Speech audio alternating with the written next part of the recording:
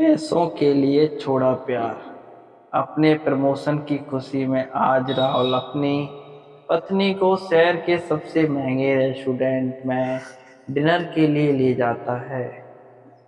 दोनों आज बहुत खुश हैं, लेकिन राहुल की आज पगार 1 लाख महीना हो गई है। पहले तो 80,000 महीना थी। आज राहुल की पत्नी स्वाति की खुशी का कोई ठिकाना नहीं है। आखिर उसकी खर्चा करने के लिए अब और पैसे मिलेंगे और बहुत कुछ ज़्यादा ही सज संवर कर डिनर के लिए आई है। आज उसको ऐसा लग रहा है कि जैसे उसका कोई पुराना सपना पूरा हो गया। आखिर उसके पति की पगार अगर बढ़ी तो इसका उधार भी यही तो उसको चाहिए था। आखिर हमेशा से उसने पैसे को ही महत्व दिया है। उसको गरीब लोग कभी पसंद ही नहीं कहाँ आते। उसको तो महंगी चीज़ें, महंगे रेस्टोरेंट और महंगे गिफ्ट ही पसंद आते हैं। शहर के इस रेस्टोरेंट में सभी लोग महंगे महंगे कपड़े, सूट बूट और महिलाएं महंगी महंगी साड़ी और वेस्टर्न कपड़े पहनकर आई थी।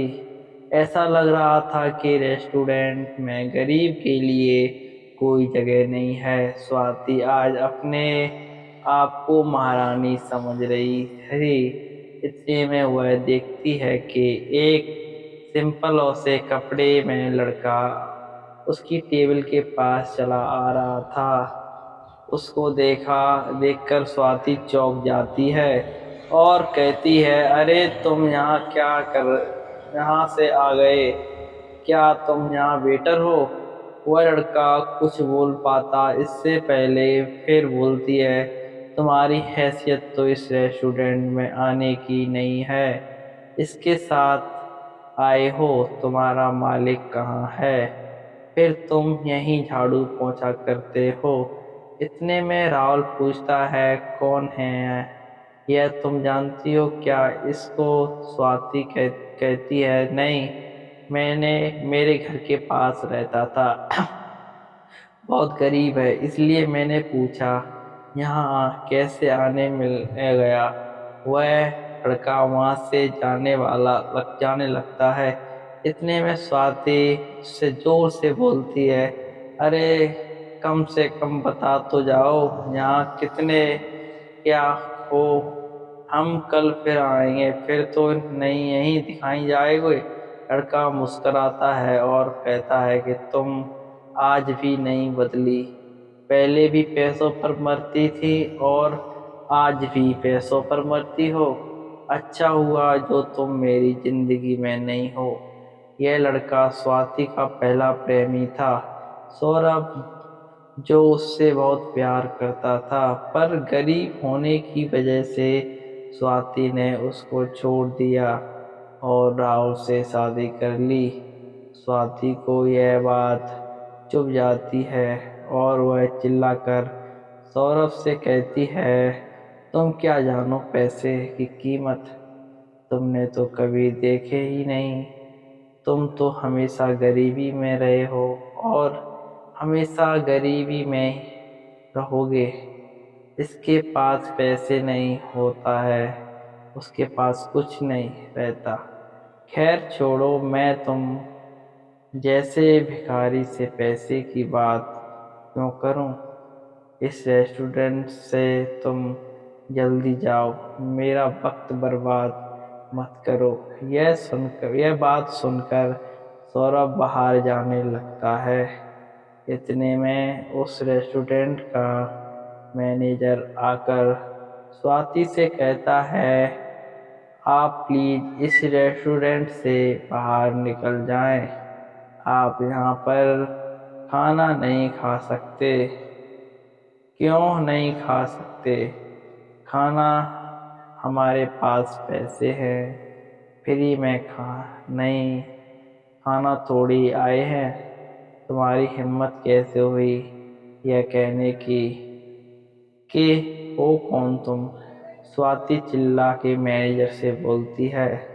होटल मैनेजर स्वाति से बोलता है, प्लीज हम आपसे रेस्पेक्ट कर रहे हैं, आप यहाँ से चले जाइए। अब आप यहाँ खाना नहीं खा सकते। देखते ही देखते कुछ बाउंसर उस टेबल के पास आ जाते हैं। ऐसा लग रहा था अगर अब स्वाति फिर चिल्लाती है तो दोनों को यह बाउंसर बाहर फेंक देंगे। इतने में सौरभ मैनेजर से कहता है, अरे इन सब को कोई ज़रूरत नहीं है, इनको शांति से खाना खाने दो और उसके बाद इस दोनों को बिल मत लेना। और हाँ, यह ध्यान रहे अगली बार यह दोनों यहाँ ना आने पाए। स्वाति यह देखकर चौंक जाती है। वह मैनेजर सौरभ की बात इतनी आसानी से कैसे मान लेती है। वह आश्चर्यचकित होकर मैनेजर से कहती है, कौन है यह आदमी जिसकी बात तुमने इतनी आसानी से मान ली? मैम, आपको नहीं पता यहाँ कौन है? आप यहाँ खाना खा रही हैं, इस उस होटल के मालिक को नहीं जानती हैं? वह तो शुक्र है कि सर बहुत कम गुस्से वाले हैं, नहीं तो आज आप दोनों को बाहर करवा दिया होता। क्या सौरभ होटल का मालिक है? हाँ, इस होटल का मालिक। पर कैसे? यह तो गरीब था। सुना तो मैंने भी है कि सर पहले बहुत गरीब थे, पर उन्होंने अपनी मेहनत और लगन से 4 साल में 300 करोड़ की कंपनी खड़ी की है। उनका यह केवल होटल नहीं है, उनके 10 होटल और इस शहर में हैं। पर सर है बहुत ही सिंपल ना, किसी बात की अकड़ ना, किसी बात का घमंड। सुना है सर को कोई किसी लड़की से बेहद प्यार हुआ था और वह लड़की सर को सिर्फ इसलिए छोड़कर चली गई कि उनके पास पैसे नहीं थे। इसी वजह से दिन रात मेहनत करके सर ने यह कंपनी खड़ी की है। आज सर के पास सब कुछ है। यह बात सुनकर स्वाति मन ही मन सोचने लगी, जिस आदमी को मैंने पैसों के लिए छोड़ा, आज वही आदमी किसी राजा से कम नहीं है। आज उसके पास सब कुछ है और मैं 1 लाख की पगार में खुशी मना रही हूँ। सौरभ आज करोड़ों कमा रहा है। अगर मैंने सौरभ के पास वापस चली जाऊं तो क्या गलत है? वह मुझसे प्यार तो करता ही है। मेरा तो हर सपना पूरा हो जाएगा। हीरे के गहने पहनूंगी और बड़ी बड़ी कारों में घूमेंगे। शाम के समय स्वाति बिना कुछ सोचे समझते सौरभ के पास जाती है और अपनी गलती की माफ़ी मांगते कहती है, मुझसे बहुत बड़ी गलती हो गई। मैंने तुम्हारे प्यार को नहीं समझा। आज मुझे एहसास हुआ है कि मैं तुमसे कितना प्यार करती हूँ और तुम्हारा प्यार कितना सच्चा है। सौरभ, मैं अपने पति के साथ बिल्कुल खुश नहीं हूँ। अगर तुम मुझे अपना लोग हैं तो मैं आपसे अपने पति को तलाक दे दूंगी और तुम्हारी हो जाऊंगी हमेशा हमेशा के लिए।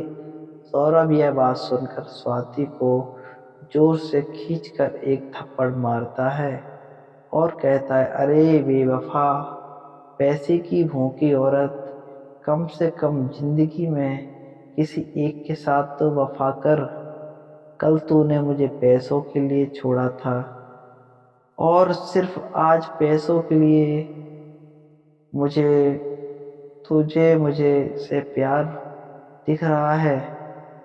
जब मैं सिंपल कपड़े पहनने तेरे सामने आया तो तूने फिर मेरा मजाक उड़ाया। अगर मुझे तुझसे प्यार था तो पहले ही अच्छे से बात करती ना।